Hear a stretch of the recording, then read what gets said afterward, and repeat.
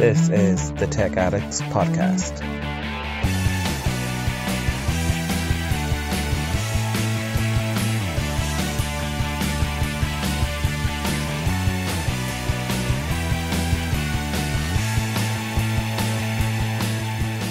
This week, has the Samsung Galaxy S22 FE been cancelled? Marshall has a new speaker lineup, IKEA doing a record player, Motorola Razr 3 price leak, and some leaks of the Xiaomi Book S.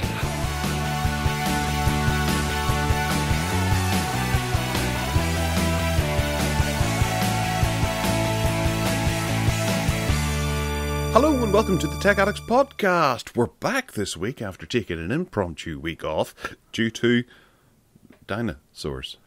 Yes. Welcome back. I'm Gareth and this is Ted. How are you doing, Hello. Ted? Well, all our poor listeners suffered because you wanted to go to the cinema. It's an absolute disgrace. Quality family time, yes. Yes. Was it? Did you enjoy it? Was it good? I suppose I talked about the actual film somewhat on Projector Room, so I could talk about the technical aspect of it this time, where we were in a cinema, still during a pandemic, with fans blowing things round. If you don't get COVID from the cinema, then you're not going to get it from anywhere else, because there's big fans on the side blowing things, spraying water in your face, chairs that constantly move. Things that poke you in the back to say, here, be frightened, be scared, all that kind of stuff. It was an experience that I don't really actually want to do again. I wanted to enjoy the film, but I was too busy going, what's going on now? What's next? Puff of smoke. The one thing that really I did like about it was there's locusts in the movie, All right. and then down where your ankles are, there's air that puffs out around your ankles, and whenever they're showing the locusts and that's going around your ankles, it does creep you out a wee bit. That bit was effective. The rest of it, they can keep it, but the locusts around the ankles, that was a bit. Whoa, that I paid my money for that. Sounds terrible. I didn't realise that it was even from our talk on Wednesday on Projector Room. I didn't realise that it was like that. I just thought it was an ordinary screening. So were the tickets for that really expensive? I think they were like £3 more. Oh, is that all? Yeah. Well, it worked out. I think it was £17 per person, and I think my son was maybe £10 or something like that. But yeah, it was a bit more expensive than. Yeah, but not hugely more, was it? Not like going to IMAX or something. Well, this is Limax. It's their 4D screen, so it's the bigger, larger screen, which has the fourth dimension, which is obviously the interactivity. But it's housed in the Belfast's Odyssey complex, which is their IMAX screen, but it's one of the smaller screens to the side, which is Limax. So it's bigger than normal and curved. Little IMAX. Limax. Limax, that's the one. Oh, Yeah. right, well, that's good then. I'm glad you enjoyed it. Kind of. It reminded me of that Joe Goodman film, Matinee, if you remember that, where they buzzed the seats and things like that to try and get people to interact a bit more. But it was just a bit too heavy on the effects. Whenever people are walking from side to side, you kind of go with them, and it's a wee bit like a roller coaster in a way, where you're breezing, or someone driving a car around a windy road. You lean with the road, and it's like, oh, stop it. Settle down. You can do the locusty thing all you like when they're on, but outside of that, nah. Yeah. Oh well, it was an experience anyway, so good for you. I've never done anything like that. No? Yeah. Okay. Weather- Well, you could do. Weather report? Oh, it's sunny here. Blue skies. There's a couple of white puffy clouds. Cumulonimbus or something like that, I think. Yeah. I don't know. What about Wales? There was a ridiculous heat thing going on. I know it was worse in the south of England, but it was bad enough here.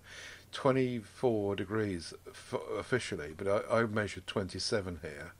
And then the next day, on Saturday, it was like 12 degrees drop. It was right down to 14 degrees. Suddenly it went away. Zoom, gone. It was really an incredible swing. And now we've got this kind of cloud and colder air coming down from Reykjavik, which suits me fine. So, Right. Yeah. What was Friday not baking there? Not really, no. I thought Thursday was particularly bad because I'd left a Kit Kat in the car and I went out to get it. I might have well not have bothered because it was just a melted mess. Yeah. That's why they started making Kit Kats in sealed wrappers, I reckon. So you could, True. if you can, when you come to eat it, it will still be there. It's just be the wrong shape. Yeah. I've gone and got myself a wee freezer bag just in case there's another one of those heat waves, and I'll just put everything into that. You know, a cooler bag with, keep that in the back of the fridge or something like that. Good idea. Martyn Dix has written in to say, a quick note, Ted, say how much I'm enjoying your Tech Addicts podcast with the Irish fella. Okay. I knew you'd enjoy that one. He says that 2+ hours is perfectly fine with me, so thanks for your podcasting. Thank you, Martyn. Nice feedback. He's one of the few people on the circuit that's got a Nokia XR20 along with me, and so we compare notes on that quite regularly. Terrific. Yes. Okay. Yes. Northern Irish fella. Thank you very much. Okay. There's been a bit of a Harkback special from Matt Jones because we mentioned the Rally Vektar on the last show. Yeah. 2 weeks ago. Was that only 2 weeks ago? Feels ages ago. Yeah. All right. So another walk down memory lane, he says. Thanks. I was recently reminded of the Vektar when the owner of my local my childhood bike shop passed away, and this old photo was shared, which we'll keep in the show notes so you can have a look at it. If you have a look at the window on the right, you can see a shiny new Vektar along with promotional graphics, which the promotional graphics is a big white rectangle with Vektar written up in the corner. Maybe there's more imagery that didn't come out in the photograph, but it just looks a bit kind of, it's a white rectangle. I remember this vividly as I spent many an hour with my nose pressed up against the window lusting after it. 13 years old and are 13-year-olds like me had been introduced to the 8-bit Trans Am, Knight Rider motorcycles, Street Hawk, and the helicopters, Airwolf. So when they told us about a computerised bike, we didn't think they meant a cheap radio and siren. Which, unfortunately that's what it was. We were young and naive enough to think that we were getting AI and self-driving ability. As soon as I learnt that it couldn't talk and you still had to pedal, then I soon lost interest.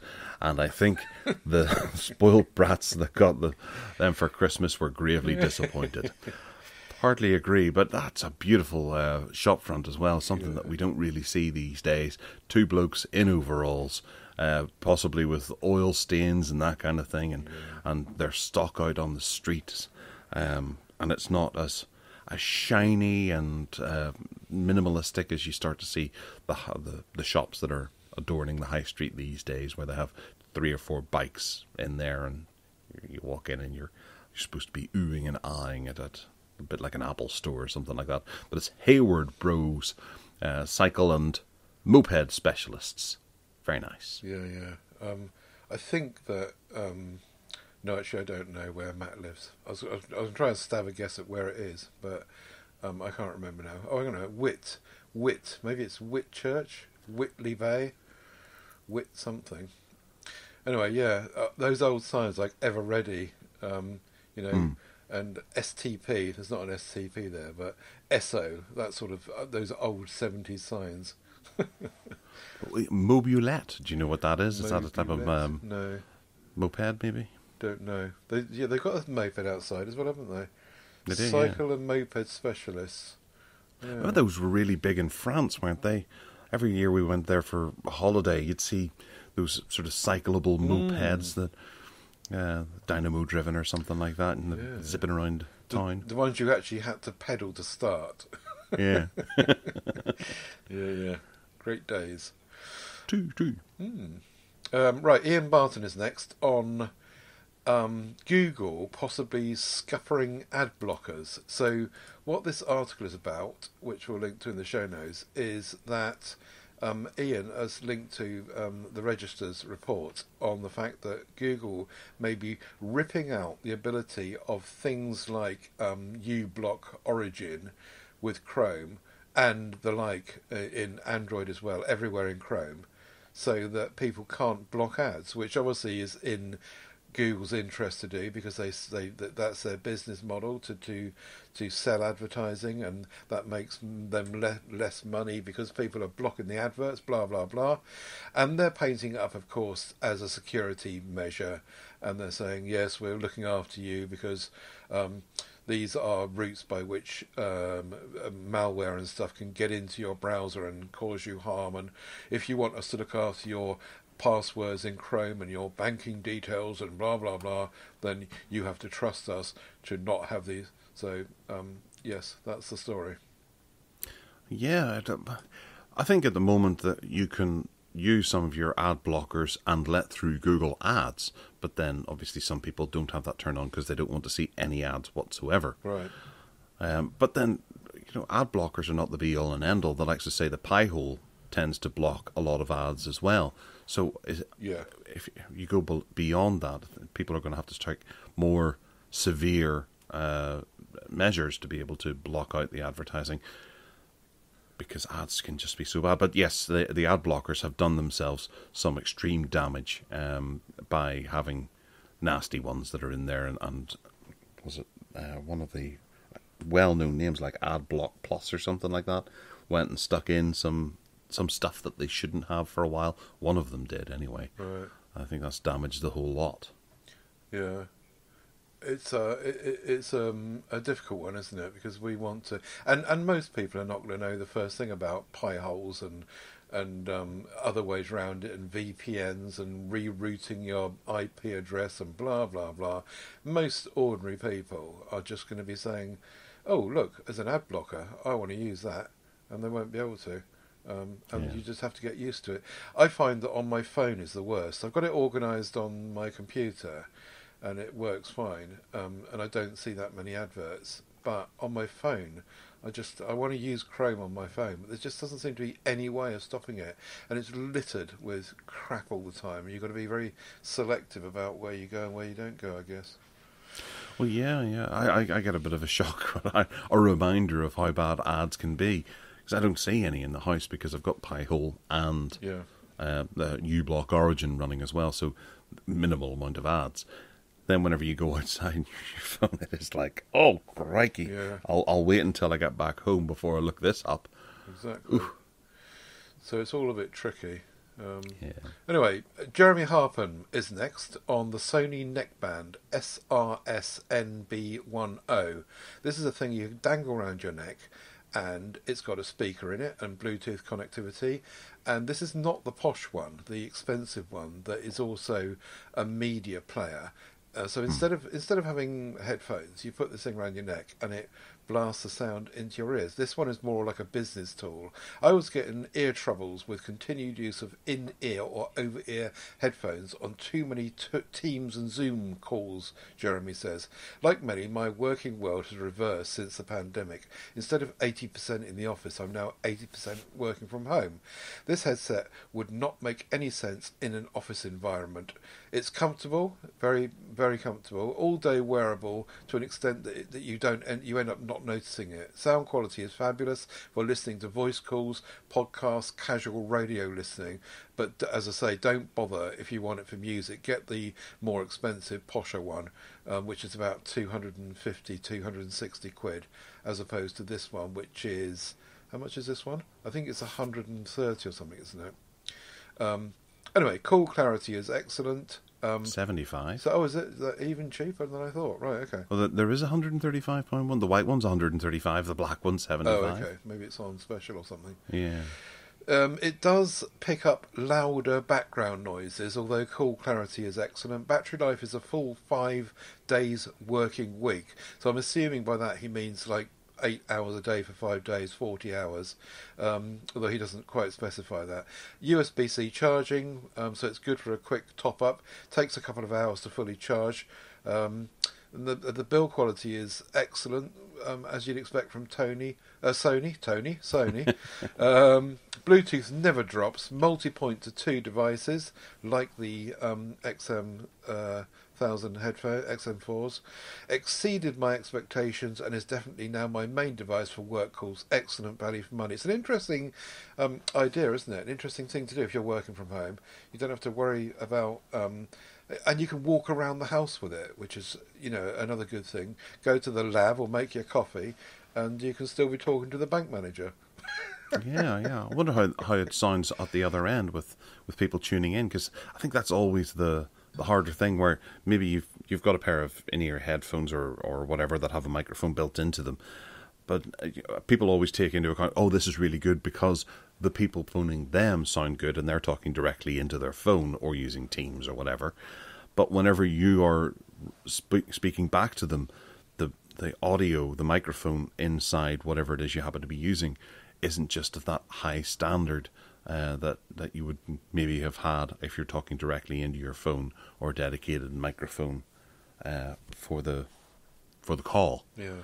So I do wonder, because it's something that I always wanted to test whenever I was looking at headphones or something like that on the Tech Addicts videos, is to try and record a sample of what the microphone actually sounds like.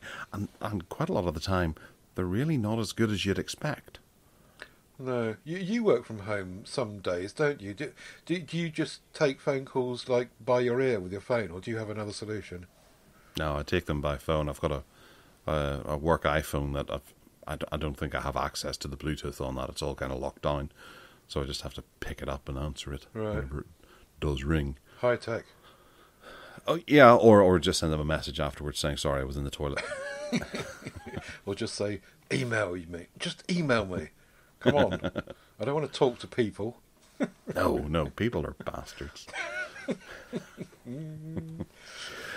Yes. So, what's up with you and Aidan Bell and your Logitech MX Master Mouse 3? I'm still using this Master mouse. I'm still MX Master 3 mouse, I should say.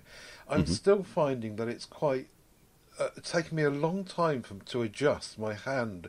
I've spent so many years using the exact same Amazon Basics mouse that I find this big, and I find that my fingers are in the wrong place a lot of the time, and it's still, a couple of 3 weeks later, it still feels a bit kind of alien in my hand. But I love the long scroll. The long scroll is just brilliant, where you can click between the ratcheted scroll and the long scroll. There's so many instances where that long scroll has been really, really useful. I didn't realise before that I was scrolling to get down the bottom of a page, and it just whizzes down now. That's absolutely great. So yeah, I'm still persevering with the mouse, and it's good. I need to use some more of the functions of it, as I said before.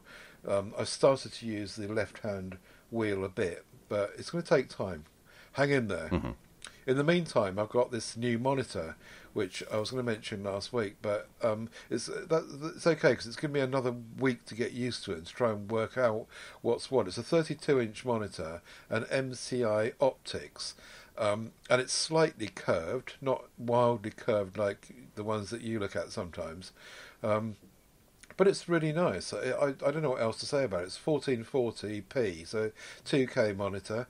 I don't honestly particularly see the difference in definition from the one I had before, the 1080p, but it's okay. Well, the big thing about it is learning how to use the extra space, though. Like at the moment, for example, I've got a window open now reading the show notes, and never before have I been able to also monitor on the same screen the Audacity recording going, the Skype call thing going, and also my MP3 Skype recorder thingy. All three of them sitting off to the other side of the screen. I can see them all happening in real time.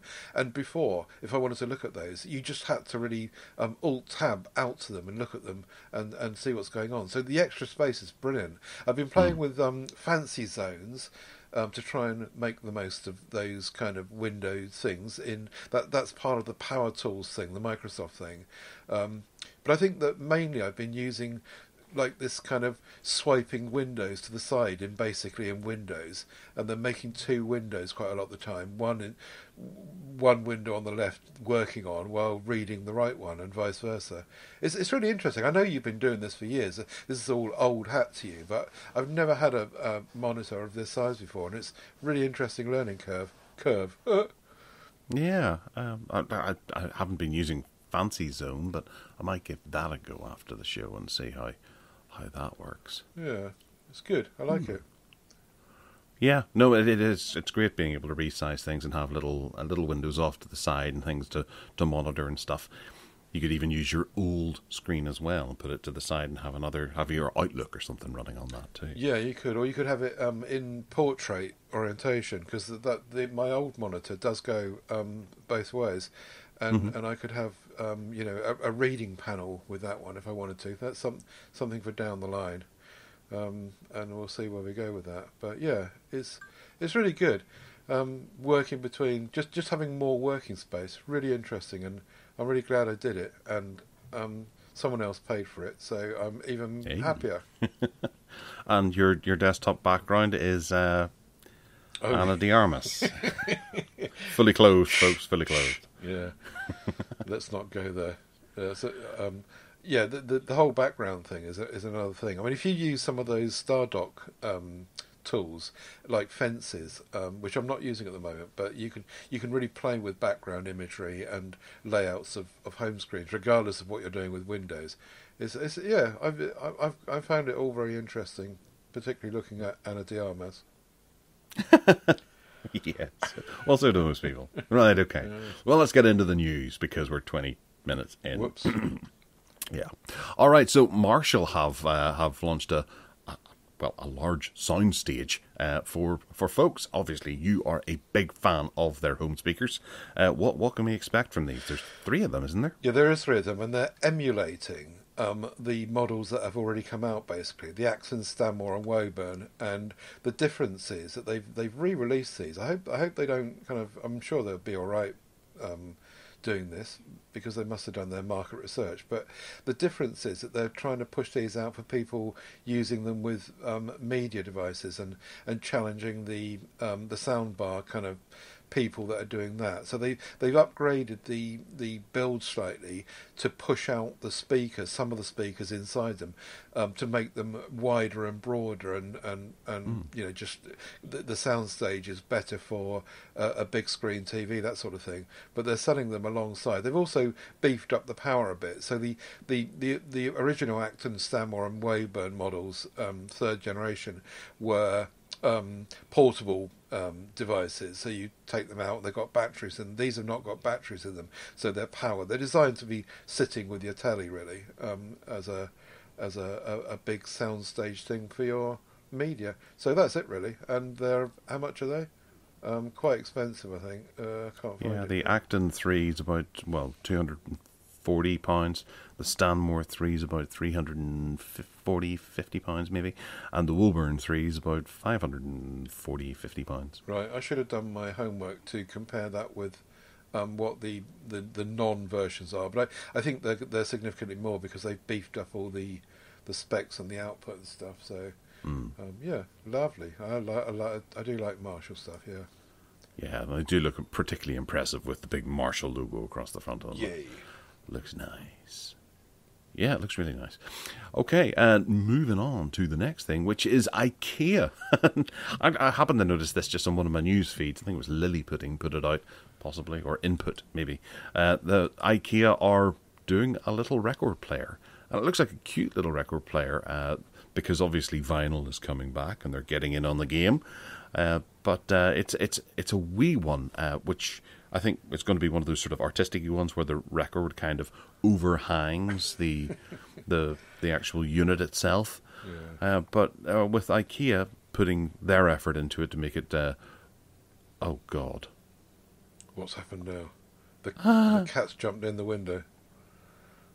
No, I hit install on Power Toys, and it's trying to restart the computer. Oh no! I'm trying not to let it now, but it closed Chrome. But Audacity's staying open. Right, okay. Well, we'll carry on for as long as we can. It looks like a cute little record player, and if IKEA are designing it, then it should be kind of funky, maybe a bit plasticky or whatever, but it might have some extra bells and whistles in it. What do you think? Apparently, IKEA made a record player before, but it was in 1973, so they haven't made a record player since the last 50 years. I think, like a lot of these record players, I've no idea what they're going to charge for this. There's no pricing mentioned, I don't think. But apparently, my point was that it's going to be all based on what the build quality is like, and what the tone arm is like, and what the cartridge you can put in it is like, and the usual things. We've seen crappy, cheap record players aplenty. But you'd like to think that IKEA might do this wrong. They certainly seem to have put a lot of research into it. The link in the show notes takes you to an extensive page about the ins and outs of how they designed it and how they built it and what their vision for it was and blah, blah, blah. And it does look really cute and certainly very trendy. It also comes along with a trio of devices, the record player and this table, which has got these two speaker shelves on it, which looks interesting. So there's these speaker shelves on the two corners of this table, and the table looks very much like kind of IKEA style table. And there's something else as well. There's a 3 items. I can't remember what the other one is, but it's a chair. The most uncomfortable looking chair in the whole world. So yeah, and the switches on the front of this record player look lovely, don't they? Big old-fashioned toggle switches. So yeah. Depending on how much it is, it'll be very interesting. No, you see, my record player's a bit long in the tooth, and I've been looking for a new one, but I don't want to go wild. I have another high-quality one down in the house that I share with the stepdaughter. But I'd love them to be able to just put together, a really decently spec'd, but not too expensive unit, where they've got this is a record player, and they had a matching amp that goes along with it, maybe a couple of speakers that you could throw in there as well. It might be something that a household would quite happily have, especially if it's not too large. Yeah, I'm not sure about the hanging over the edge bit of the record. I know it's a bit trendy to do that, to keep the footprint of the unit down, but I don't know, it just looks a bit odd to me. And you can't put a case, presumably you can't put any sort of case cover over it, which means dust. Well, just looking at the arm, does that seem like it's adjustable to you at the back, where you can adjust the weight and things like that? It might have that little bit of extra design going into it, where it might be that wee bit more of a audiophile unit. Yeah, maybe. It's hard to tell, isn't it? The back part of it could be a weight, a counterweight balance thingy. There's certainly no anti-skate stuff going on like I've got on my project turntables though. And I don't know, presumably it's belt driven, because you've got a switch to go from 45 to 33, so... And that's the only thing, it only has 45 and 33. Yeah. And you can't play your 78s and your, what was the other one? 16, no. Was there a 16 I think as it was well? A 16. We did records on the previous show, didn't we? I should remember, really. I couldn't. Wow. Okay. Well, back to new big tech, and I suppose phones is something we should really address at some point. The Poco 4 or F4 Pro has possibly been cancelled as one of the. I don't know. There's usually a new Poco every single month. Yeah, every day. The thing that I pricked up my ears about with this was the incredible doubling up that Xiaomi do with models. Like, this Poco F4 Pro was going to be a rebadged Redmi K50 Pro for the global market, and the what was the other one they mentioned here that is here it is. The F4, so not the Pro version, will be a rebadged Redmi K40S, And it's just all about rebadging and remarketing. So when you think that Xiaomi and Poco and Redmi and all their kind of brand names have got all these hundreds of different phones, look more closely, because it seems that actually they're all copies of each other and they're all the same. But yeah, the news also here is that they've decided to cancel the F4 Pro model and just stick with the F4. The specs of the F4 look really nice though, or if you want to call it the Redmi K40S, you can. Well, maybe they bought a really big rebadging machine and they're determined to get their money's worth out of it. Yeah, that's probably it. You've nailed it. Once again. Yeah. All right. This next one is really exciting. I want one of these, and I'm sure you do too. This is the Anker 625 solar panel. This has been released and it does 100 watts of power output and uses a USB Type-C port.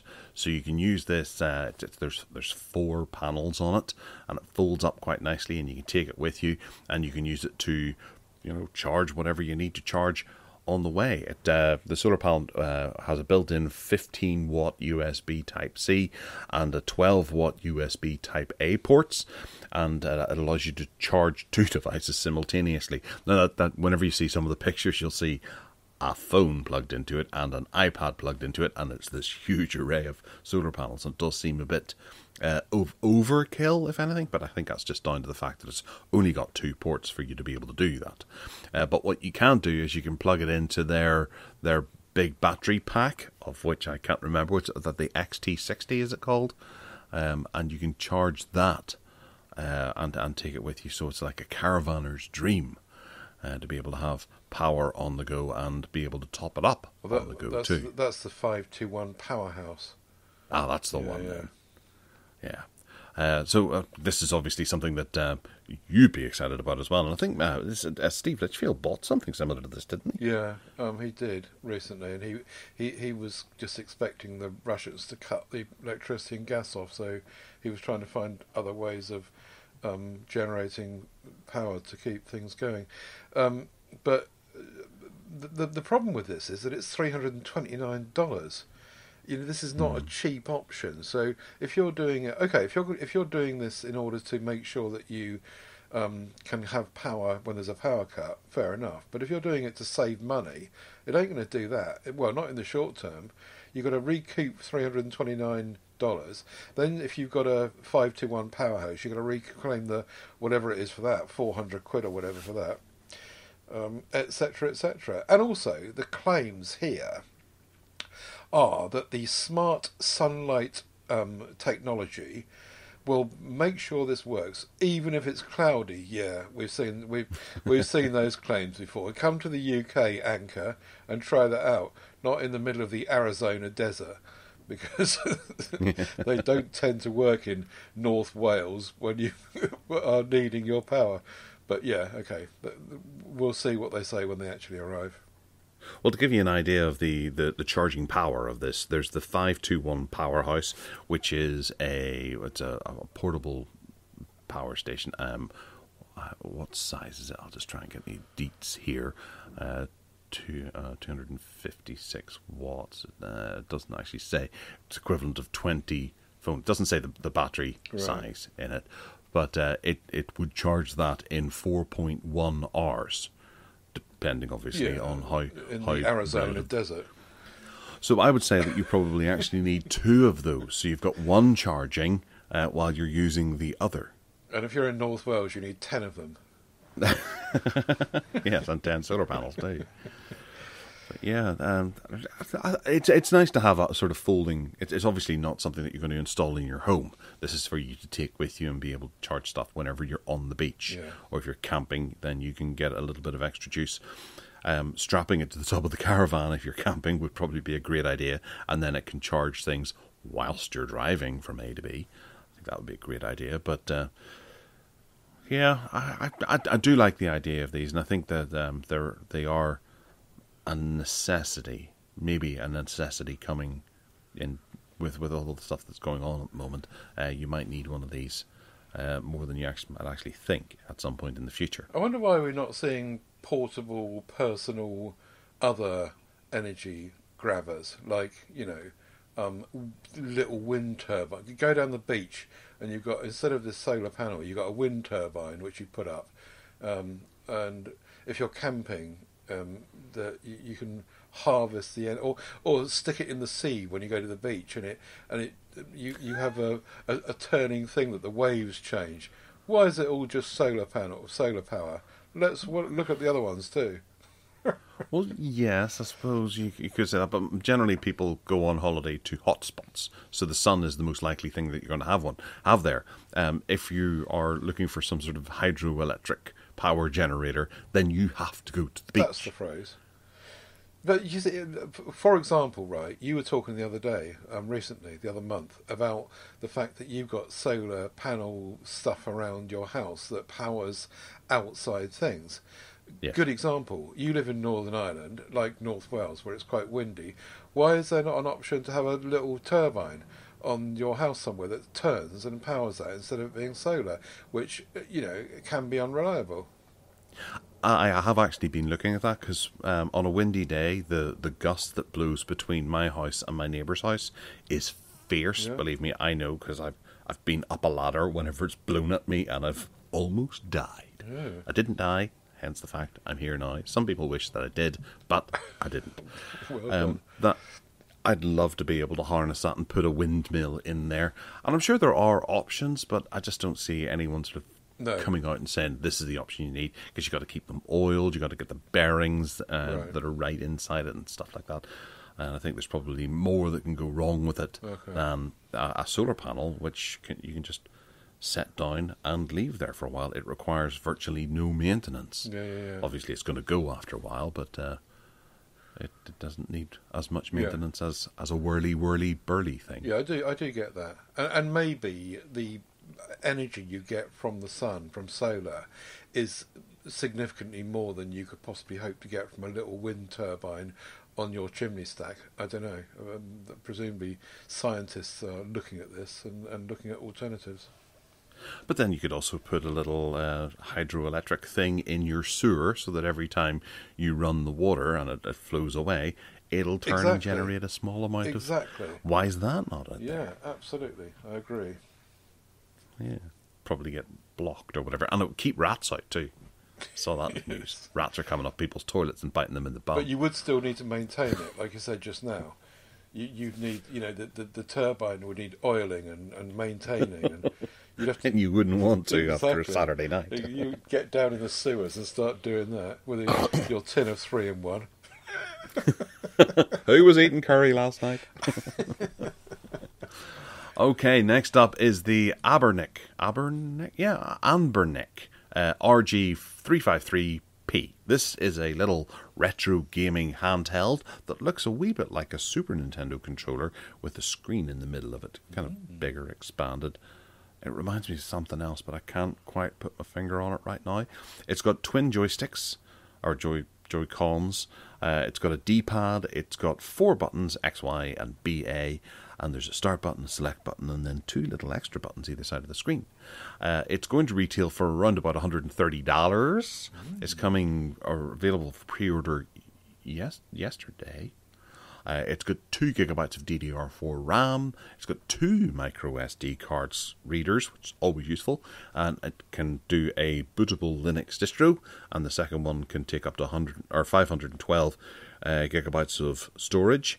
It's got Wi-Fi 5, Bluetooth 4.2, stereo speakers, a 3,500 milliamp hour battery, and the company says that will last for about 6 hours. There's an HDMI out, 3.5 millimeter audio jack, and 2 USB Type-Cs, one OTG and the other dedicated for charging. It comes in 2 different colours as well. One which is kind of a see-through plastic, and the other that is kind of a greyish colour. What do you think of these? Would you have one of these to replace your Evercade? I think it depends on what it can do, because it's not a system. It's not a Nintendo Switch Lite, so you would need to rely on being able to get stuff on it. Now, if it's running Android, then fair enough. You can get into the Android gaming scene. If it's running Linux, that you were talking about Linux the other day, and presumably you would know how to use that to get gaming stuff on it through the Linux route. But for me, I mean, I would be looking to get Android. Oh, it's Android 11. Sorry, did you say that? So Android 11 is on board. I was going to say, I wonder how good they will be at keeping that up to date. But it's a little screen, and it's not a very high. It's 640 by 480. So, you know, it's not going to be very nice on the eyes, is it? It's not like it's a high resolution screen. Yeah, it's 640 by 480 IPS LCD. But it's not very big, so maybe that will help. I really like the idea of it. I like the look of it. I like it. It looks like it's been well done. I would put Android on it and use Android on it and use it for Android gaming. And I like the idea of it. Would you try and get Linux going on it? No, I think I'd go and try and find one of those. Yes, it would be Linux, but a less traditional one, maybe sort of a RetroArch type flavored operating system, because I know that people have baked their own ones, and you can buy devices with them already baked onto them. But this would be a retro gaming thing where you'd have your Super Nintendo and your Nintendo 64. It might do up to that. It's got a 1.8 gigahertz rock chip inside, which is quad core with an ARM Cortex A55 processor and a Mali G52 graphics accelerator type thing. So it should be able to handle up to about... It might get to PlayStation 1, right? Maybe. Oh, no, it does. It says better suited. Oh, no, it's not. It does PlayStation Portable emulation and Nintendo 64, but it might not be strong enough to actually do PlayStation 1. So, yeah, you'd probably take it and install one of those. There's all kinds of different distros that you can get that have... I can't remember any off the top of my head. You get the flavoured... like you would install on a Raspberry Pi as well. Flavoured emulation options. You can see a bunch of them on YouTube as well. They're all very desirable, and they present you nice art and things like that. So whacking in a 512 gigabyte SD card full of games, that'll give you a nice little option. $130 or about £100 seems to be about right for these kinds of things. But if you order it now, you can get it for £106. But you've got to get it. It ships from China, from the company's website. I just clicked through to have a look, and they're saying that it's £114 normal price. So you get $10 off at the moment. So I've no idea how long they take to get it to you, but I really like it. I like the idea of that. I do. It's dual boot as well, so the two SD cards, one can have Android and the other can have Linux, which is nice. Right. And they show it running Moonlight, which is quite important too, which allows you to access your Steam catalogue and stream your games that way too. Nice. Okay. Yeah. I'll let someone else go and buy it and test it out and see what they think. And I'll stick with my Evercade for now. Indeed. Okay, so we're getting some prices coming through of the Motorola Razr 3. Ooh. And yeah, it's costly. It looks nice though. They've changed quite a lot about it for this generation.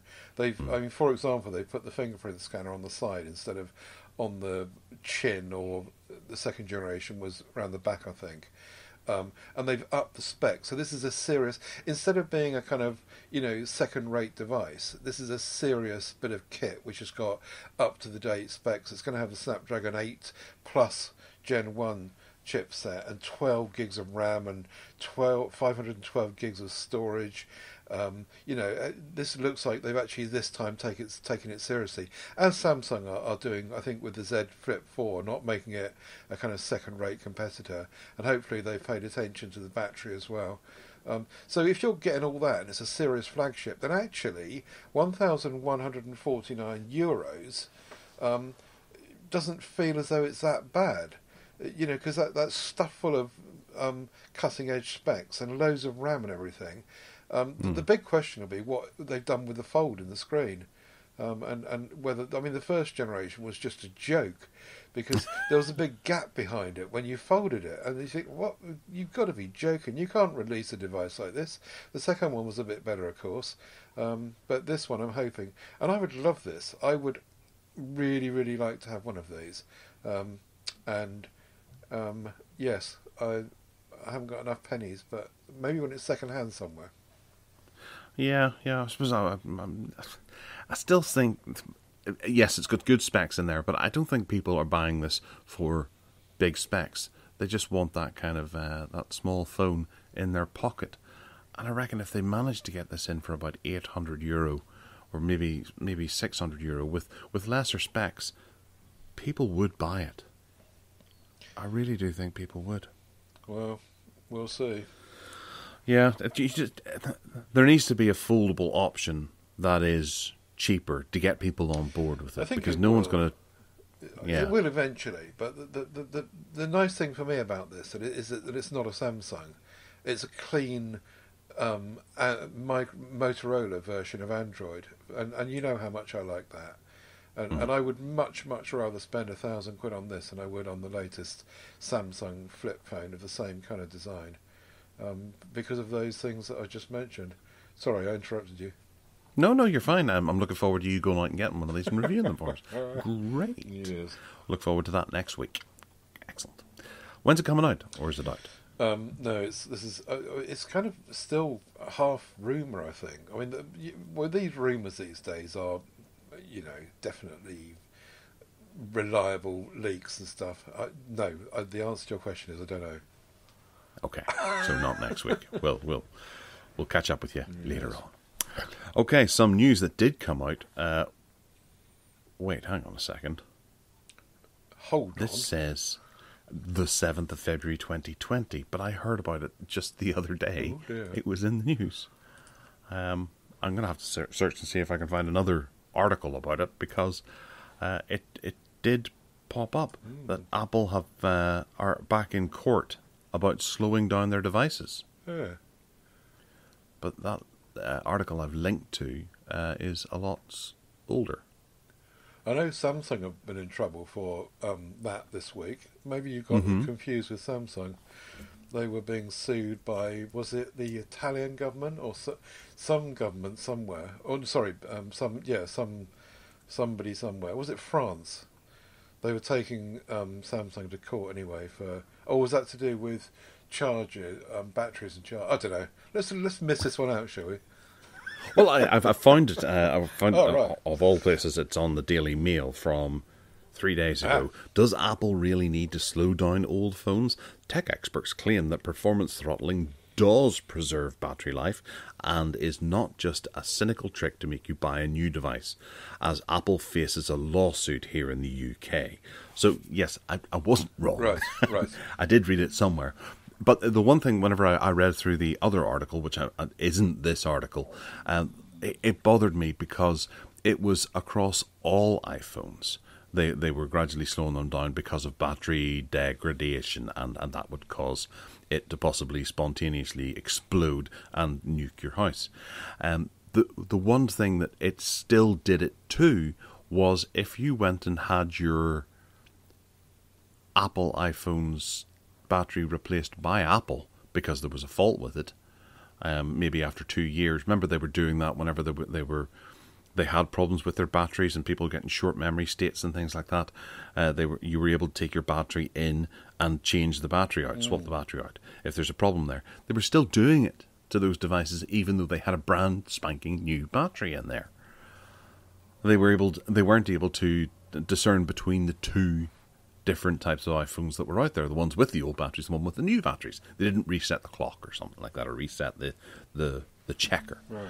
So they're going back to court because you're buying an iPhone with a particular speed attached to it, and they are throttling it regardless of whether or not your battery is actually degrading. They're just going, well, this is the thing that we do, so we are slowing down your phone, which just sounds like they are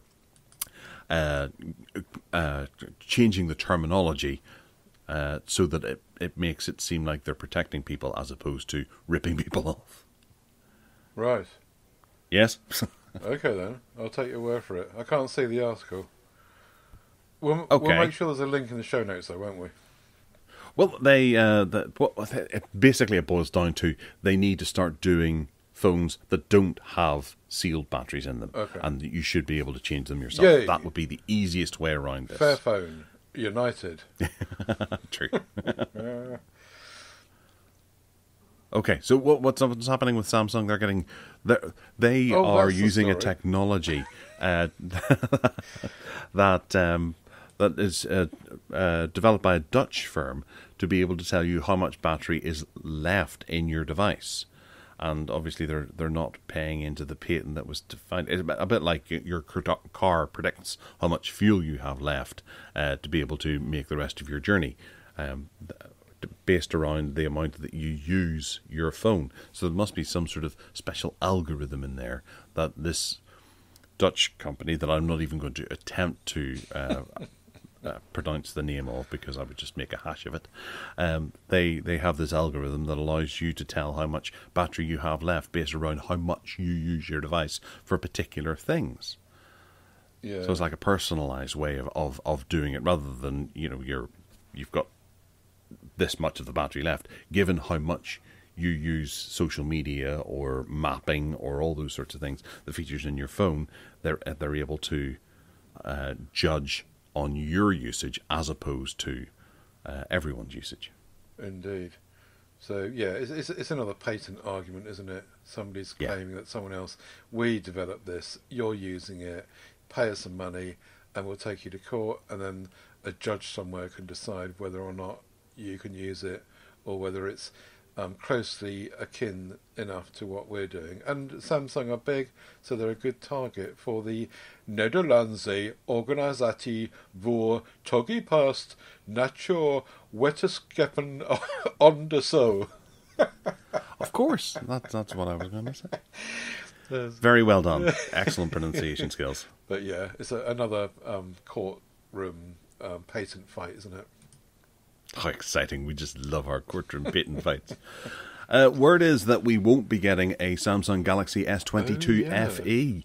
If memory serves, I think we discussed this maybe this time last year with the Samsung Galaxy S21 FE. Oh, did we? It was rumoured to be cancelled and things like that, but they did eventually bring it to market. But people were saying that it was a bit too late, and they brought it to market a few weeks before they announced the new line of S22s.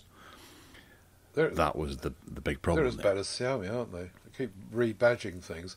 They brought another S21 FE out last week, didn't they? And then dumbed down the specs, and it was a slightly lesser, or is that the S22? I can't keep up with it. Nothing straightforward. I don't remember them doing that at all. There's a story this week about them possibly launching a new S22, or was it an S21 FE, and then dumbing down the specs. No, it was an S22, I think. I'll try and find it and put it in the show notes. But my point is that they just keep mucking about with what they're doing and what they're not doing. The FE, I've got a S20 FE here. It's a PR phone, which they don't seem to be asking for back at Samsung. It's okay, but when I put it up against my S10, for example, which is because it's the only one I've got to compare it with here, the S10 is streets ahead of it in lots of ways, in terms of, functionality, in terms of RAM, in terms of speaker quality, and the quality of the screen, and blah, blah, blah. So the FE is definitely dumbed down, and maybe Samsung are just taking that decision and saying, look, maybe people don't want this dumbed down version, we'll do it with another line or something. It's all rebadging, I reckon. Well, the S21 FE sold pretty well. I remember it becoming a bit of a success, and it was a very well priced and positioned mobile phone. I bought one. My wife uses one. Right. And I asked her this morning, how do you find your phone? When I was preparing for this podcast, believe it or not, fans. And I turned to her to do a bit of audience research to see whether or not she would have an S22 FE if one was to come out, and she thought it was great. She really liked it. It cost half as much as an iPhone. I got it for about £600 about this time last year. It was a really good deal at the time, and I remember having an argument with someone whenever I said it was a bit of a a flagship phone because it hit the market at about, was it £800 or £900, and they were saying no, that's not a flagship phone, that's a mid-range phone. Like, well, £900 is not a mid-range phone, mate. But you know, it was everything they'd learned about the S21, and they just turned it into the best device possible and at a good price. So I think that they could do that as a yearly thing of, this is what has evolved from our last S22. This is the leftover parts. We can get rid of them all now in this bargain model, and you get the best of everything. And you can look forward to the S23 this time next year, whenever we do the same thing again. Yeah. Right, it's like a fire sale. I found the thing I'm talking about. Good. Which I was rambling there. Which is, I put a link in the show notes for you there. Which is that they're talking about bringing out the. Oh no, that's not it. That's it. Hold on. Let me make sure I'm on the right page here. They're talking about bringing a second version of the Galaxy S21 FE as a 4G model and not a 5G model, and dumbing down the chipset so that it's a Snapdragon, a Snapdragon 7. What is it? 720G. So, in other words, taking the S21 FE, which was already a dumbed down version of the S21, and then refloating it with even lesser 4G and a lesser chipset and lesser, presumably, other internals, and then pushing it out as this year's S22 FE instead of doing a new 22 FE. See what I mean? Yes.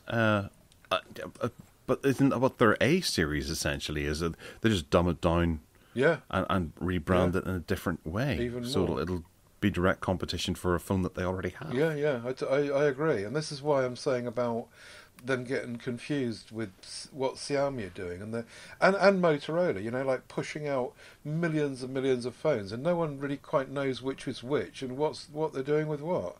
So I don't know. Like, they've probably just been able to broker a bit of a deal with one of the companies who said, we've got a whole load of chips here. Can you make a phone with a whole load of chips if we give you them? Yeah. And they're like, well, what can we make? How can we tack this on to something that's selling quite well? Yeah.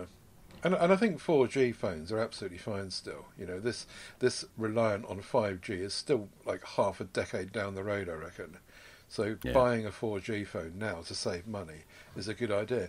And I'm sure that if this is true and it comes out, the S21 FE 4G with the 720G, it would be absolutely fine in the same way as the S20 FE is here. But it's not flagship. It's not up there like I was just describing about the S10. Okay, all right. Okay, well, moving on. We've got a bit of news about 3, because their pay-as-you-go prices are rising by 250%. Unbelievable. So their standard call rate of 3p is now going up to 10p, which is incredible. In February 2021, it increased from 3p to 10p. Right, okay. So it's going up again to 15p, while data is going to double to 10p per megabyte from 5p, obviously. When I posted this story in the MeWe group, somebody came back. I can't remember who it was. Sorry, whoever it was. I think it might have been Gavin actually. Said that what they're trying to do here is to get people off of pay-as-you-go, because these charges only apply to pay-as-you-go, and they're trying to get people off as pay-as-you-go by making it so expensive that it cuts them. You know, you make a decision to go contract, pay monthly, and give them an ongoing revenue stream of your money, and not having a pay-as-you-go thing going on. And that the point being made was that cuts out quite a lot of the population who genuinely can't afford to, or are unable to because of credit checks and all the rest of it, to actually get onto a contract with these companies. But it seems that that's what they're after. Yeah. My online highlighting tool that I use in Chrome has highlighted the wrong sentence, so I'm going to rephrase what it costs. It's the cost of a call will jump from 10p to 35p per minute, right, and the cost of a text will jump from 50% from whatever it was to 15p. So that would be 15%. That would be 10p, wouldn't it? To 15p.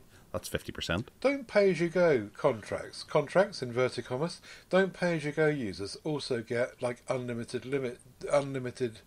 minutes and unlimited text though? I suppose some people just do pay-as-they-go, literally, and just one text they pay individually. I don't know.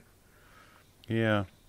I do wonder if this is going to become a thing across all the networks, because they'll be able to attach this on to Brexit as well, and they'll be able to say, because obviously we're going to get charged anytime we go to Europe, and that whole beautiful time that we had will be but a memory whenever people were able to go away, and only the odd person would appear in the Daily Mail saying that they got charged £100 for watching an episode of Only Fools and Horses. So yeah, this is what we're going to see going forward, probably with the whole Brexit idea, with prices just rising. Anywhere they can force a price rise, we're going to get stung with it. Pay as you go first, then onto your contracts. Yeah.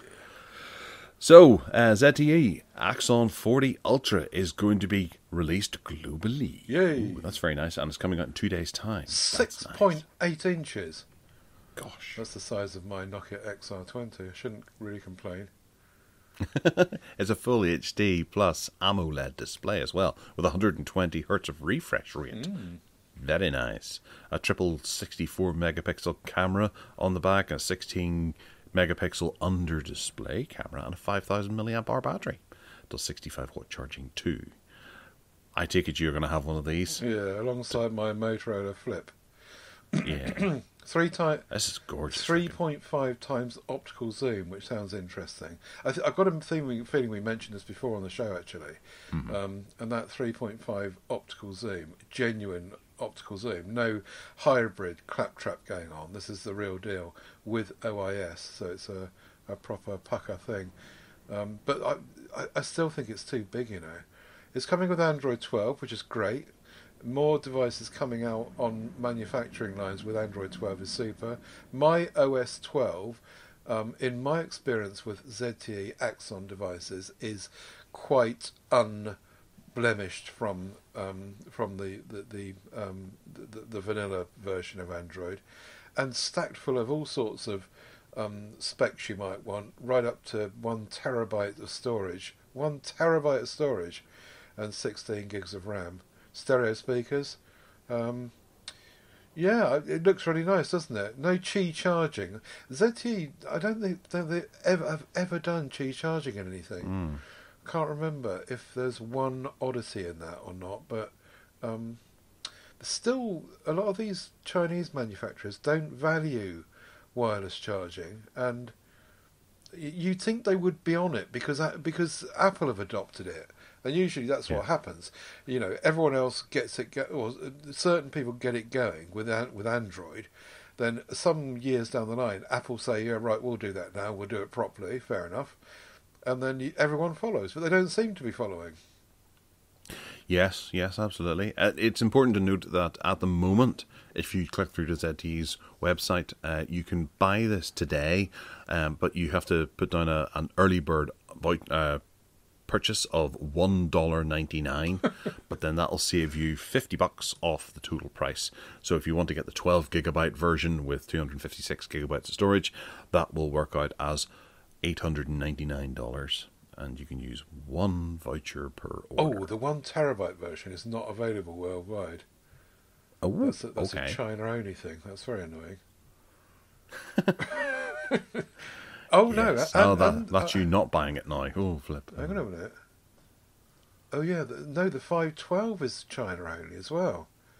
So the worldwide version is only the 256 and 12 gigs of RAM version.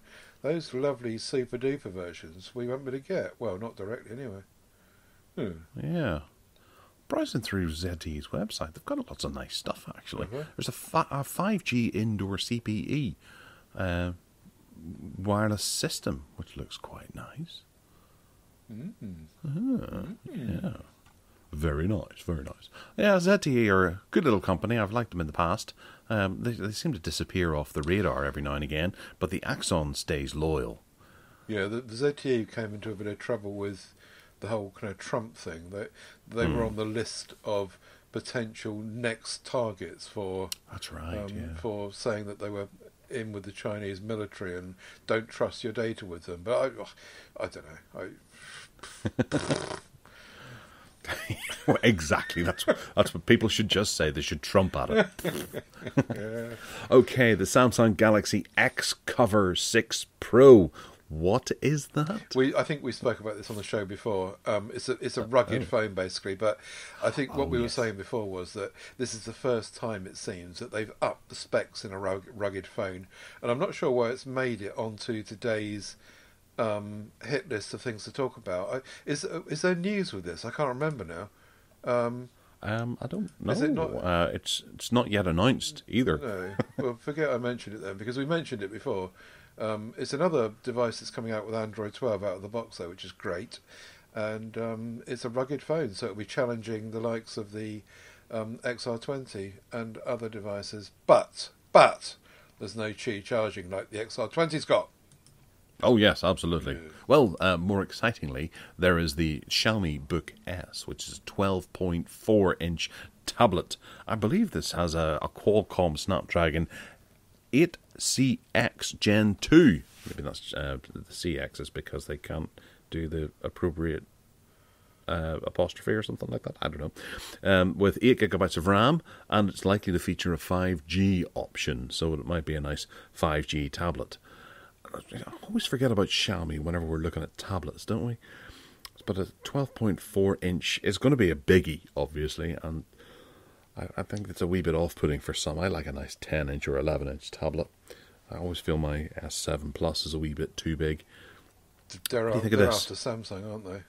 Because whatever Samsung do, they'll just kind of try and follow along, and they reckon there's a place for these 12-inch plus tablets. I suppose that was started. Was that started by Apple? They brought out a big iPad, didn't they? And then suddenly it was all the rage.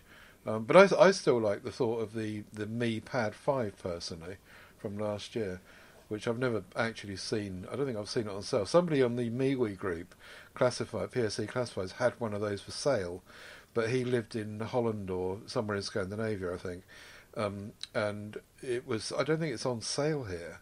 You have to import it. Anyway, I digress. The Book S, challenging Samsung, I reckon.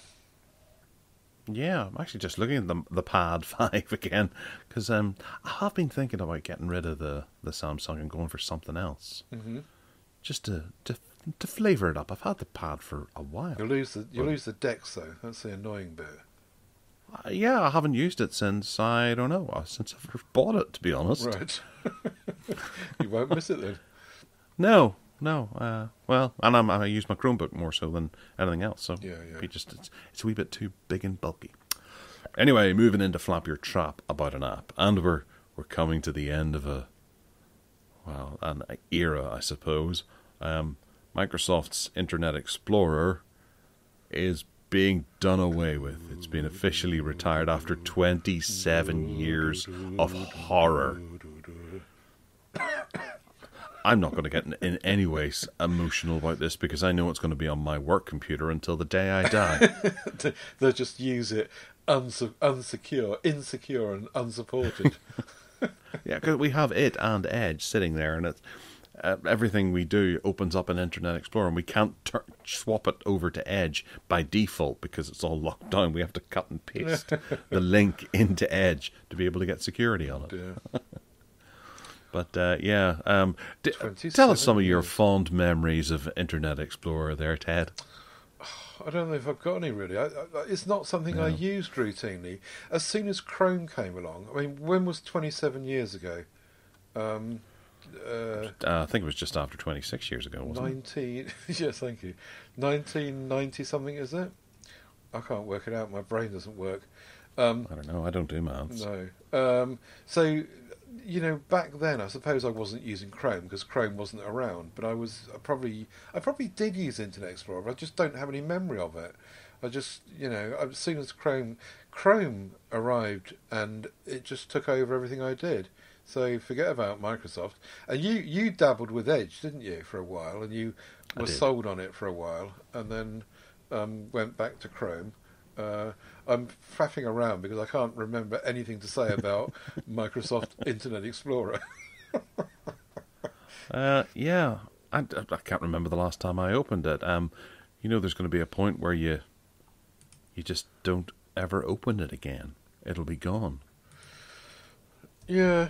Do you care? Not at all. I as I say, the Internet Explorer. Let's look at some screenshots and see if something springs back to mind. There's some screenshots. No, nothing of interest. No, well, nothing. What's the old joke? Internet Explorer. That's the thing you use to download Chrome, isn't it? Yes. Right. 27 years ago. 20 years ago was 2002. So it must have been 1996 or 7 or something.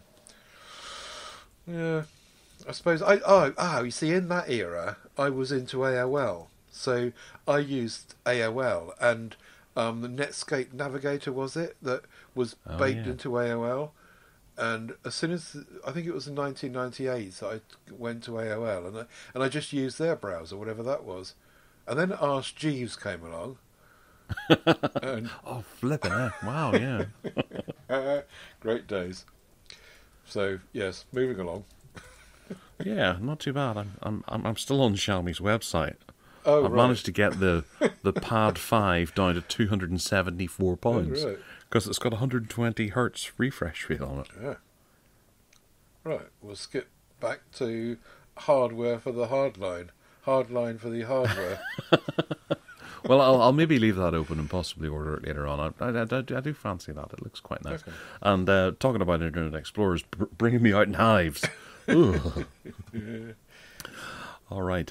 One of the better things that Samsung have done is they're doing Samsung Wallet, which is like a one-stop shop to put all of your identity things into. So your bank cards and your vaccination cards and your flights and all kinds of stuff. A digital wallet for you to keep everything in there.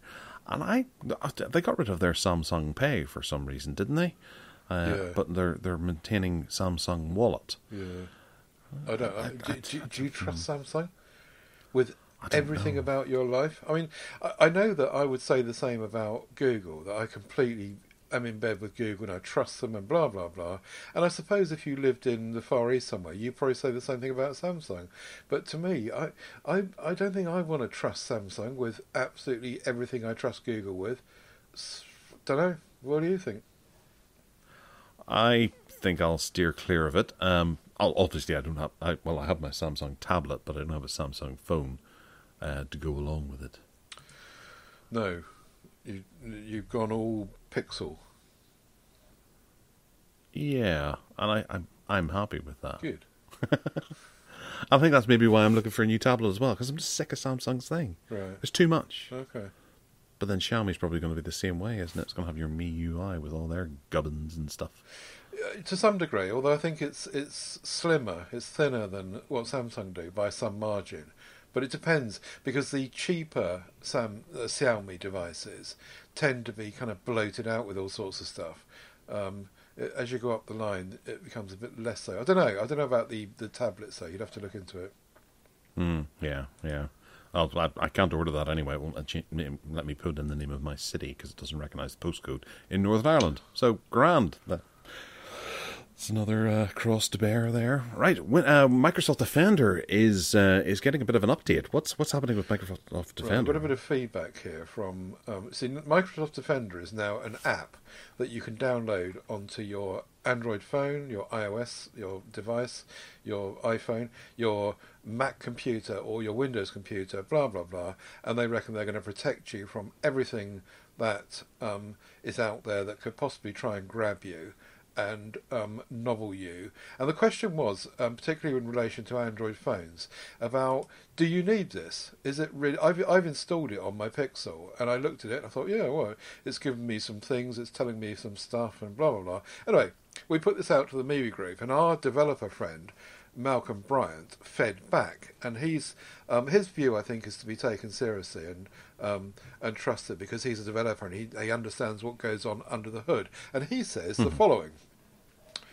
I'm not sure that Microsoft Defender is going to be much practical use on Android. It's a third-party app and therefore doesn't have system privileges. As such, it can't access the restricted parts of storage where apps are stored to actually see if anything is untoward.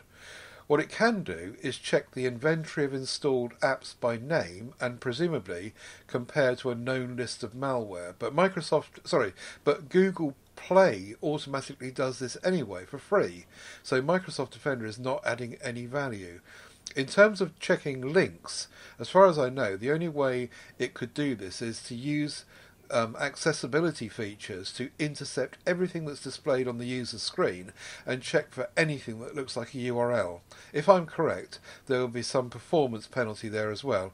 And of course, there is a privacy concern, although I guess most of us trust Microsoft. On the other hand, the well-tried maxim, don't click on dodgy links, is still the best defence, in his opinion. Yeah. And I do trust what Malcolm says. And he's also provided a link to the Google Play Protect, which is enabled by default on Android devices. Now, I can't talk about Windows and other platforms and iOS, but I completely get what Malcolm's saying. And I think that this, particularly, is you can only get this if you've got a 365 subscription. So if you've got to have Microsoft 365 on the go, which a lot of people have, and I have as well. So I was able to try it out. But you can't buy this separately. So Malcolm's advice is if you don't need 365 anyway, don't worry, and the benefits are dubious. Fair enough. That's a top tip there. Thanks for that, Malcolm. And it seems like it's a bit of a wasted opportunity. Yeah, or it's just added value for them trying to bundle 365 to people. Yeah. They think they're going to get a bit more. But one thing that you have put in here that I am very interested in, actually, is Vivaldi have put out their own email client with an integrated calendar and RSS reader. That sounds pretty interesting. Yeah, it looks very much like Thunderbird or something when you drill down to it. Although Thunderbird, I don't think it's got an RSS reader, or I could be wrong. But the calendar, the best thing about this is that it's kind of Chrome based, and you can install it as an app on your Chromebook. And this is where this came from, really, was that in terms of using it on a Chromebook, you install the Vivaldi app and you get all these tools, and you can use it full screen on a Chromebook or any instance of Chrome, including mobile devices as well. It's an interesting read. Have a look through and click on the pictures of it when it's up and running on full screen, because it looks very much like Thunderbird, but with all those other extra tools. It will just talk. You need to give it permission to talk to your Google account and others, I guess, not just Google, but it integrates tightly with Google, apparently. It looks interesting. I was as interesting as you as trying this out when I get the Chromebook out. Yeah, I'm sticking it on now to see how it goes, and it'll be ready to go whenever I finish the show. Yeah. Super. There we go. And I love that you can install it remotely from your Windows PC to your Chromebook. Yeah. That's nice. Yeah, definitely. Yeah, cool that way. But that's the one thing that I've always felt is missing from the Chromebook is a dedicated email client that isn't one of the Android ones that, I think all the Android email clients have something that's lacking here and there, whether it be you have to register, you have to pay a monthly subscription, or it doesn't do Exchange or something like that. So I'm always interested in trying something new and free. Yeah. It'd be interesting to see how it deals with contacts, though, because contacts is not mentioned. So I don't know. It needs looking into. Report back next week, young man. Will do. Okay, next up is Windows 11 is doing a Restore Apps feature. Now, initially I thought, why would you want this? You could just use something like Nanite to install all the apps that you like whenever you're doing a new, fresh install of Windows 11 onto your machine. But then I started thinking that, in the educational facility where maybe they have 100 or 200, 500 laptops returned at the end of the year, there's going to be some sucker somewhere that has to do a full restore at the end of the semester or the educational year on all of these laptops. So being able to set something up like this and then have it download and deploy, I think is the word that they use, Windows 11 onto all of those devices and restore all the apps that they need on the PCs could make things a lot easier. I do remember having a friend who worked in the local college, and he had to go and I think he was doing the upgrade maybe to Windows Vista or possibly Windows, probably would have been Vista actually. And there was something like 400 computers on the entire campus, and he was having to go round and type in the serial or the 16-digit number into each one of them, and it was just the bane of his existence. And it was constant updates of, yes, I've managed to do 40 today, and I've still got another X 100 to go. Oh. So just making things easier for server side type administrators would probably be very welcome. And it all works through Windows or Microsoft Store, which is an interesting idea. I take it you won't be doing too much with this? Yeah, I know. I'm up for that. Incidentally, I think your 16 digits is actually 32. It was a really long code you had to put in, wasn't it? But yeah, this is another example of everyone copying each other, and the whole kind of backup and restore thing. I've got plenty of time for, as long as it works properly. We were talking about this recently in the group with regards to Android, and apart from Pixels and Android One devices, I completely don't trust what Google have done with backup and restore. Hopefully Microsoft might do a better job with it here, but backup and restore, if it works properly, is absolutely great. We know how wonderfully it works with Apple devices. Back in the day when iTunes was the kind of hub of everything, it worked brilliantly well, and I used to love it because it worked so well. Took forever to do, but it worked really well, and I hope that Microsoft will make this work, and it'll be a good feature. No, I'll stay away from it completely, thanks very much. Okay. Because I like nothing better than whenever I'm doing my restore of Windows to have it absolutely naked and to start rethinking my life and what I'm going to be putting on. Yeah. You open it up and you're like, maybe I will go with Microsoft 365 and we'll have Outlook. Or, nah, I'm going to be a miser. I'm going to do everything through Chrome. I'm not going to install anything unless I absolutely have to. Yeah. I like doing that every 6 months or a year, just rip it all up and start over again. Yeah, I do get that. Two different approaches, and it's quite nice rebuilding from scratch. As you say, you can make new choices and all the rest of it. So, yeah, fair enough. Yeah, there's Vivaldi. I have my Chromebook beside me, and I've opened it on there just because I can't contain myself. Oh, and also talking about copying each other. This next one is the same thing. If you look at Microsoft is in Windows 11, they're going to have a desktop apps folder feature, just exactly like they do on Android and iOS and other platforms, and it just looks exactly the same. So at the moment, if you make a folder on your Windows desktop, then obviously you get a picture of a folder and you can name it and see inside to some degree, because the folder is kind of half open, and then you can see some kind of graphics of what's inside. But they're talking about making it just like Android and just like iOS, where it just looks like a mobile. Everything's going mobile, isn't it? Let's emulate mobile for everyone using whatever platform they want, and we can make it all look the same. They've done the same in the Chromebook as well. If you look in, we talked about it a couple of weeks ago, inside the new app drawer, that's now looking just like Android. So, yeah, a good thing or a bad thing? I don't know. I think no, I think I will use it. Yeah, I like the idea of being able to put them all together. I've done that in the past, where I've just created a folder and put all of like gaming shortcuts or something like that into one folder, and then had the shortcut there. Yeah, I was talking about Stardock earlier, and this is a very similar kind of feature to one of their fences. Will do this, but the difference is with fences is that you can make the thing as big as you want. And so you've got a box like they have here. But if you've got more than 4 items in this box, then you have to click it, and then, as you do with Android, then scroll to look at what else is in there. You just get the 4. Whereas with fences, you can actually make that as big as you want. So if you've got 12 in there, you could just make that placeholder bigger, and you can see them all at the same time. But yeah, it's all good fun. Going back to what you were saying before about building and having fun with systems, isn't it? It is, yeah, absolutely. So what's new in Chrome? We've got bunch of new titles. Split screens is new, coming soon. I think it's currently in Canary, not even developer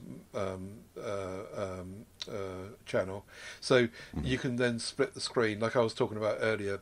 They're talking about they're not completely open, I don't think yet. They're talking about half and half, and then 1/3 and 2/3, something like that. So if you want your Windows on a Chromebook, I mean, it does kind of rely on you having a whacking great big screen attached to your Chromebook, and as opposed to a kind of fiddly little screen on a laptop style setup. But yeah, split screens are coming. Business Calendar 2, going back to what you're saying about Vivaldi, is a calendar that is an Android app, and you can again use that on your Chromebook as an Android app, and apparently it's a really good business calendar, and I'll link to a review of that in the show notes. Worth a try maybe, because it's an Android app, so you can use it anywhere. And there's an Notepad, Simple Notepad is an extension for Chrome, which I've been using this week, and it's really nice. I've installed it, and you can it's a bit like Notepad for Windows, except that you can it saves cross between it saves into Chrome, cross-platform, cross devices, and you get your little notepad up in your extensions top right, and you can click on it. You can also save pages. It's got multiple pages, and you can put what you like in there. So it's like a little jotter pad, very handy, and goes everywhere with you. So that was my 3 picks for Chrome OS. Fair enough, yeah. I'm not seeing the split screen, but then I suppose I'm not on that. No, extra. Yeah, I can't see it yet either. Yeah. All right. Well, yeah. I think I got a big Chrome OS update the other day, and it looks a bit different now. They've upgraded the bar at the bottom. It looks a bit nicer, and yeah. Oh, before we go on, I just thought to myself that when I was talking about Vivaldi going onto Chromebooks, I might have been thinking about Business Calendar 2 and not Vivaldi. So everything I previously said about that on Chromebooks, I'm not sure if that's true. Wind back and say, check Vivaldi for Chromebooks. Hopefully it works inside the Chrome environment, so it will work. But maybe it's not an Android app after all. No, I don't think it is, actually, because what I've downloaded and installed is just the Vivaldi browser. Yeah. Sorry, my fault earlier. But Business Calendar 2 is an Android app, so it can be used on a Chromebook. I got confused. Cool. But it does look kind of nice, but you've got to be into your business. Yeah, there's lots of... Android is stuffed full of calendar apps, and you've got to be quite selective. But I was pointed to this by the person doing a review of it, and they seemed to be quite sold on the idea. And yeah, exploring it, I was too. I thought it looked really nice, and that does hook straight into your Google stuff as well. I'm not sure how much further. I haven't tested it out yet. Super cool. Well, it looks nice. All right, so Harkback, and you have you're going to write us a letter about this one? I will, on my my Royal Silver Reed portable typewriter. Back in the 70s, in fact before that, when in the 60s, I remember my mum used to go out to this group on a Wednesday evening, and I was dropped off at my dad's work while she was at this group. And he worked in the ambulance station in the control room, and so I had to sit there for like a couple of hours on a Wednesday night, and the desk adjacent to it, his boss's desk in fact, in the office next to where he was working in the control room, had a typewriter, and I was just absolutely fascinated with this. I just couldn't leave it alone. I was clacking away on it, looking at how it worked, how the levers went up to clack on the paper, and I was typing away and blah blah, and it just was so much fun. I can remember just being transfixed, and those 2 hours on a Wednesday night just absolutely flew by. So back then, I guess it's a bit of a stretch in terms of technology, but at the time it was. A typewriter is technology. And later on, I got this little portable typewriter, which came with its own case, its own lid. So you press the button on the front of it, and you lifted it up, and the lid just came away, and it just you could discard it. It's a tiny little typewriter, probably about, I haven't got the measurements, but my memory is that it's about like 12 inches wide and 12 inches deep. And you collect away on it in the same way, and the carriage return on the left. I remember when you put the case back on, you had to push that carriage return lever across so that the case would fit back on it. But when it was all back together, you could just lift it up, carry it around, take it from room to room, or even out for some people. And it was just great fun. And I just used to create and write and just do all sorts of creative stuff on this typewriter. And then, of course, we had the problem with the sticking rods. And I used to purposely do that to see which ones would stick and which ones wouldn't. I can remember having good fun with that. You know, these letters all stick together, so mush them all down together. And then you got covered in ink, of course, with the ribbon. And the ribbon used to have I don't know if you remember, that it's got a black on the top and red on the bottom, or the other way around. Yeah, so that's when right. You could shift between red and black. And then when you had to change the ribbon, because it goes left to right, then right to left, and back again, but eventually it wears out. And eventually you put a new ribbon in, and you get covered in this ink doing so, which was always good fun. And then, of course, came along Tipp-Ex, and first of all, Tipp-Ex was in fluid, so I can remember sitting there with my little brush, Tipp-Exing out, and then blowing on it so that it would dry very quickly, and taking a risk with putting the new letter over the top.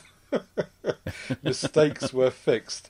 And then, I don't know if you remember this bit, Tipp-Ex sheets came along, so that it was like a little bit of paper about, I don't know, 2 inches by 1 inch, and you put it under where you wanted to correct your mistake, and then clack the letter again, and it brilliantly just filled in the exact shape of the letter, and that was a big change with Tipp-Ex. And then, of course, I think we've spoken before about golf ball replacing the rod system in typewriters, and also we definitely spoke about teleprinters and how those kind of old ticker tape stuff go. But my memory of this whole typewriter thing was just lovely. It was a real childhood thing, and I felt so privileged to be able to have this opportunity on 2 hours on a Wednesday night to play with this and to start being creative with typewriters, and thrilled when I got my Silver Reed portable. It was my most favourite possession before I got stuck into cameras. So there you go. I guess probably you're a bit younger than me, so you may not remember quite that much stuff. I'm desperately looking to see if I can get anything to joggle my memory banks a bit more. I do remember we had a typewriter. My dad always had typewriters because he tried, but he could never get on with computers. So that typewriter was the only way that he could actually do his job from home. Right. And he had all kinds of different typewriters over the years that got more advanced as they went along. And he would eventually get rid of them because they became so advanced that he didn't know how to do them. I can remember in the back of my head an old typewriter that we had, and I remember a few details about it, but I can't remember what it actually looked like. And going through Google Images to try to find something that was similar is really difficult because there's so many different types of models of typewriter. But I do remember it was a brownish colour, and it had a particular opening to be able to look down at the lettering as it would come up. But whenever you finish typing the line and then hit the button or hit the lever to send the ruler back, it went with some force. Yes. And the whole thing moved and bounced side to side because it was spring loaded. Oh, I see. Okay. So it was a genuinely old typewriter. I don't know whatever happened to it, but looking through some of the models online, I can see sort of it had that feature and it had that and it looked like that, but it wasn't that. It's not filling in the rest of the blurriness around it. And it might have even been my grandfather's, and my father took it over because he used it whenever he went to university and stuff. Mm-hmm. But he would always upgrade it, and he eventually got. I remember this other one that I thought was amazing. It was a big plastic thing, and it had a little LCD screen in the middle of it. Oh, okay. And he would look at it, and he would be typing away, and he'd be able to delete something. And if you made a typo, he could just remove it and then keep going. And then he'd hit do, and it would sit there and go bzz, bzz, bzz, bzz, and it would basically just print what he typed into the little LCD screen and type it up on the piece of paper. And he'd do that with sort of paragraph by paragraph, which was really quite cool. Yeah. But then he eventually got rid of that because it didn't. I don't think he understood exactly how it worked, and that just annoyed him. I've forgotten about the electric. Yeah, because after all this manual stuff went out, I can clearly remember sitting down at my first electric typewriter, plugged into the wall, into the mains, and just touch that, and doom, it's done. No lever action, pressing it and pushing the lever forward. Doom, done, gone. And I can remember being fascinated by that as well. I used to love typewriters. Yeah, and you'd push down as many buttons as you could until none of the levers would move. Yeah. Because if you pushed down 10 of them, they wouldn't move. Stuck. 8 of them, they would go up a wee bit. But yeah, I don't think we ever had ink, but I remember the ribbon that was across it was just all dried up, and it was there for show. And it was in our playroom when I was but a nipper. Yeah, very good. Yeah. Good memories. Yeah, I wonder whatever happened to it. It must have just got dumped, probably. Yeah, well, nobody would want it now, would they? No, except in a museum. But it would probably look really nice in the corner as a nice ornament for a child to come along and play with and press down 10 buttons. Yes. All right, nice one. Yeah, typewriters, they were fun. Okay, Harkback. We have a few things in here. The first one, this is the Microsoft 365 personal account. This isn't the family one, so it's a wee bit cheaper, but it's only for one person. So Ted, it would work for you. Yeah. It's a 15-month subscription, and it's down in price from £139.99p to £39.99p, which is quite a significant saving. It might be because they need to get rid of some of those McAfee total protection things, because you get a year subscription of that for free. Whoopee-doo. But that's the lowest it's been since around about this time last year. And I believe these are stackable as well. So if you bought 2, you get 30 months of subscription. So it might be a good time to purchase them if you rely on Microsoft 365 and don't want to give it to anyone. It does six different devices, so that you can have it on your PC, Mac, tablet, and phone. That's amazing, isn't it? However many you happen to have. Amazing deal. £100 off.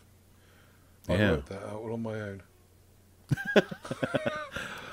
There's also the family one, but I don't see the price of it, and we're only going to focus the personal one here. Yeah. And you get your OneDrive terabyte of storage too. That's not physical, is it? It's a download, isn't it? Yeah. It's key. Yeah. Very good. Yeah, nice one. Yeah. There's without right. If you take it without McAfee, it's £43. I pay £5.99 a month for mine, so £6 times 12 is 72 quid, isn't it? So you're better off with one of these. Yeah, definitely. Yeah. And you get a McAfee as well for you to ignore. But yeah, very good. That's a really good saving, isn't it? It comes out every once in a while. Yeah. Right, Galaxy Z Flip 3.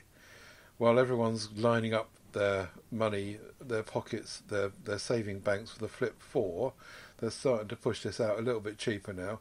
The 128 gigabyte version, be careful with that because there's no expansion, so make sure that's enough. This has been reduced from 949 quid, although I can't remember the last time I saw it at that price, to 599. So an awful lot of phone there, an awful lot of tech. I still might rather have the Motorola, but if you want a Samsung, then the Flip 3, 599 quid. Or £49.95p over 12 months. Yeah. Let me see if I can see that. I can't. No. I can get it through Barclays. 52.95, 10.9% APR. Yeah, right. Thanks, Amazon. Yeah. Sorry, my son made an extended cameo Hello. there. He's away. Yeah, good-looking devices and a nice price decrease there. Next up is a microphone. This is the AKG Pro Audio Era, ARA, professional USB Type-C condenser microphone for podcasters like you and me there, Ted. It's reduced in price down from £100 to £74.60. It's a good-looking microphone, this, actually. It looks like an old-school style radio broadcaster BBC. microphone. Yeah, sure, listening to the BBC. I really like the look of this, but I can't get it because it doesn't frickin' ship to Northern Ireland. This does look nice. It looks really slim, doesn't it? If you see the kind of side profile of it, really tiny. And you can put, as I said, USB-C on the bottom and also an earphone socket. What's that middle one for? It's a screw. Holding it together. So USB-C to your computer. I don't think I've got a microphone that's got USB-C on it. No, I haven't. I'm behind the times. No. Yeah, well, it's still a new thing. All the kids are just getting updated to it now. Yeah, very nice. It looks nice. Very attractive indeed. AKG. I like AKG stuff as well. Well, there's another one as well, the Lyra, which is £100, and it actually looks a wee bit cooler. It's kind of squarer. And there's a funkier stand. Oh, yeah. Ooh, I like that. And it ships to Northern Ireland. And that's got front and back, tight stereo and wide stereo. That's a bit like the stuff I've got on my Zoom 2N, whatever it's called, N2, 2N, whatever it's called. So you can use, it's got microphones arrayed around the device. And you can choose. So if you're, for example, if you've got that on a desk in front of you interviewing someone, you can use back and front so that you both are picked up. Or if you're just podcasting, you just use the front one. And that can be quite useful depending on what you're doing. Absolutely. Yeah. Nice. What's next? Huawei. No, don't switch off. It's not an Android device. So you don't need to worry about the supporting software. It's a SoundJoy portable Bluetooth speaker. And this looked really cute. I think I was drawn initially to the green kind of cloth exterior, which looks really cool. It's called Spruce Green. And it's a really good speaker by the sounds of it. Not that I've heard it, but I've read reviews on it since it came up. It's been reduced from $129.99 to $69.99. And going by reviews, it sounds really, really powerful. And a 26-hour playback, presumably at mid-volume, but even so. And everyone that reviews it, not just in Amazon, but other places, are saying that this is a real contender and a challenger to the leaders. And I've got a couple of other Huawei audio products, and they are mostly pretty good stuff. So I'm sure that this is really good as well. And that's a real bargain. It ends in 2 days, though, so you need to jump to it. Yeah, Tech Radar gave it 4 stars and described it as sturdy and reliable, which is something that I called a girlfriend once. Yes. She stopped being reliable after that. Casting that aside, do you like that cloth exterior and the colour? I really fancy that. It does. It looks very nice. Yeah, but you don't need one, Ted. You've got Bluetooth stereos coming out your ears. Exactly. I don't need it at all, and I can just lust from afar. But, as other people can about the Nokia XR20, fourth mention on this show, not by design. Currently, it's got £100 off, so instead of $399, it's $299. But beware, this is the 64 gig, 4 gig version, not the 128 6 gig version. But even so, it's still £100 off. I couldn't find the same deal on the 128 version, but $299. Highly recommended. And still, like 3 OS updates to go and 4 years of security. It's a real good device. Go buy it. Rugged. Throw it. Play football with it. Chuck it in the river. Do what you like with it. I wouldn't chuck it in a river, but if it fell in a river, you won't be crying. Indeed. But yeah, you'll get all kinds of legal pursuits that are saying that Ted told us to shove this and throw this in the. Do you remember the thing where they were playing football with it? When it first came out, they got this professional footballer to do this short video, and they were actually using it as a football and kicking it around, and it was quite interesting to see them doing that. But yeah. The studs probably it wouldn't survive the studs if you were to run over it with football boots. Yeah. All right. Well, that'll about bring us to an end because that's 1 hour 45 minutes, and you can go about your lives. If you want to get in touch with us, you can by emailing us at gareth@techaddicts.uk. You can also find us at techaddicts.uk, which leads you to the garethmiles.com website, obviously. We're on Twitter as well, at techaddictsuk. I'm on Twitter too, at garethmiles, GarethMyles. And I also have my .com that I said earlier. Right. And Ted, where can they find you? On my .com, which is tedsalmon.com. Everything leads out from there. All the other audio podcasts that I'm involved in, and also the MeWe group. So do join us in the MeWe group. Come and join us. There is a Tech Addicts one, link in the show notes, and at tedsalmon.com. If you want to buy me a coffee, you can do that, and I'd be very grateful. That's at paypal.me/tedsalmon. Rootin' tootin'. Okay, so we'll catch us all next week for another lively chat. And other than that, take care. Bye.